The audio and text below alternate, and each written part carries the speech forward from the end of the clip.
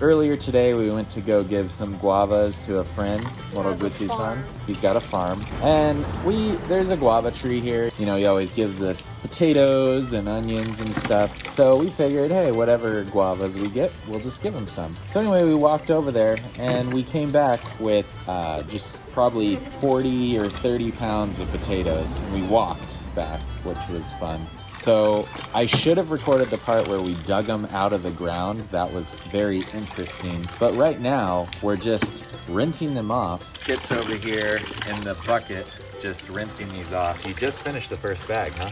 Oh, there's a bunch in there. Yeah.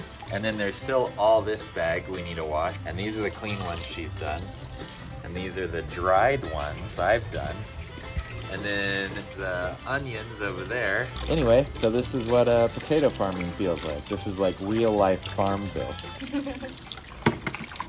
About an hour probably. And these are just all filled with potatoes and onions.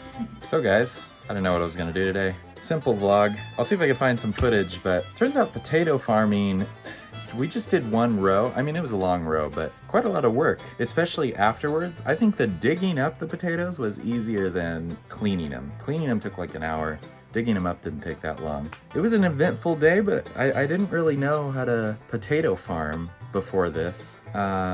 Turns out when potatoes grow in the ground and when you dig them up, they're like not attached to anything. I think like the plant, they come out of the roots or something, and then like, I don't know. It was interesting, like we were digging them up and they were just like in the ground under the plant. There was like no roots connected to them or anything like that.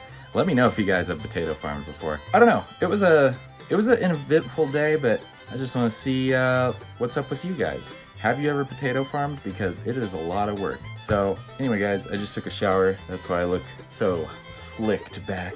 But yeah, thanks for watching guys, and see you later.